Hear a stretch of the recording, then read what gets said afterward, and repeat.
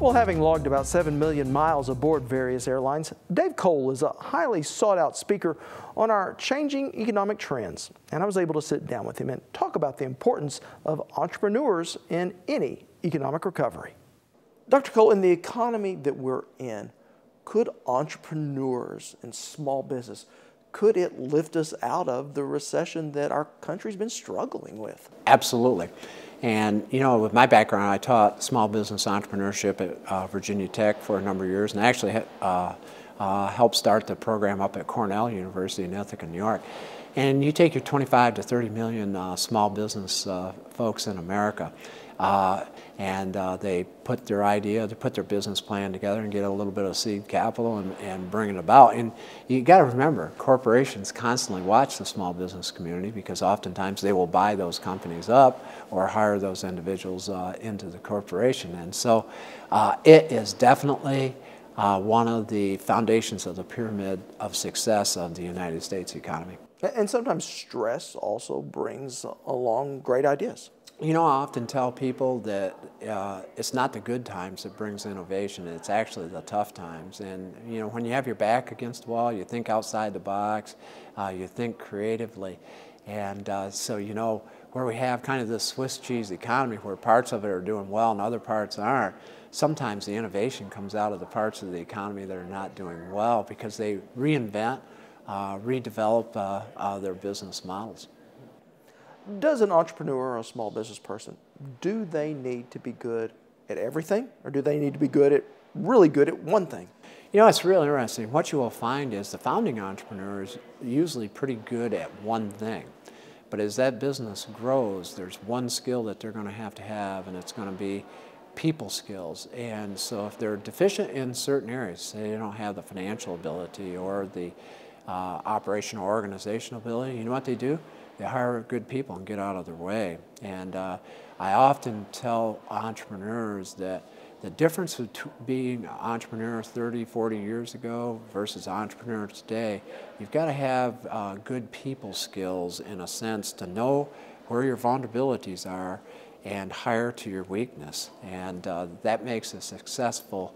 The launch of the entrepreneur you can do independently, but as your business becomes bigger, you've got to be interdependent.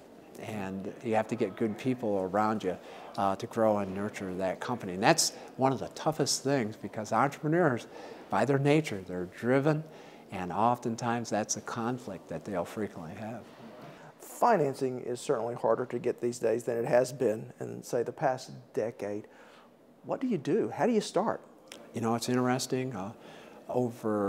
A couple of years ago, over 25% of the small businesses in America started with a credit card. And, well, I'm not a big advocate of a credit card, but that was their means of obtaining capital.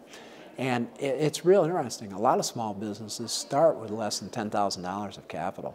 Oftentimes we think, well, you're going to go out and start a business, you need $2 or $3 million worth of capital. A lot of the innovative ideas will start less than $10,000. Now, as that company grows, it comes out. But one of the things is if you're going to go to a regular institution, banking institution, you better have a good business plan. Matter of fact, it was real interesting.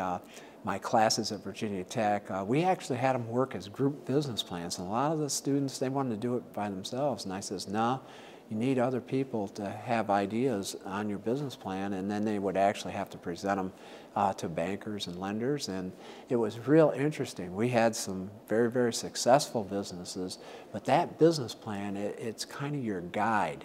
And it makes you take things from your mind and put it down on paper and put it in a logical manner. And a business plan doesn't have to be that big. I mean, and you know what I often told students? If you can't communicate the business plan over a simple napkin, it's too complex. And so what you have to do is take the complexities of your business and bring it down and where you can communicate. But if you go to a regular traditional lender, you better have a business plan and it won't guarantee that you're going to get the money. And I do want to ask you a human nature question.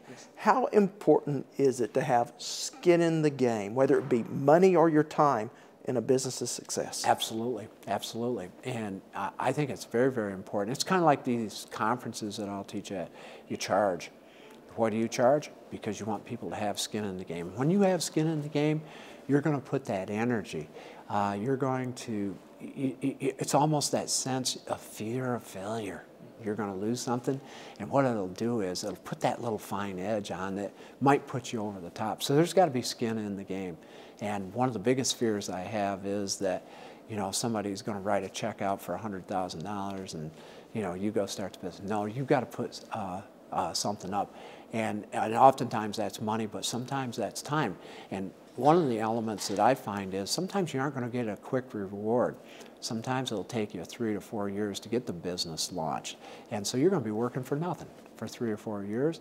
And, but if you've got that passion for it, and if you see the bigger type of picture and it's not a get-rich type of thing very quickly, oftentimes those businesses bear fruits.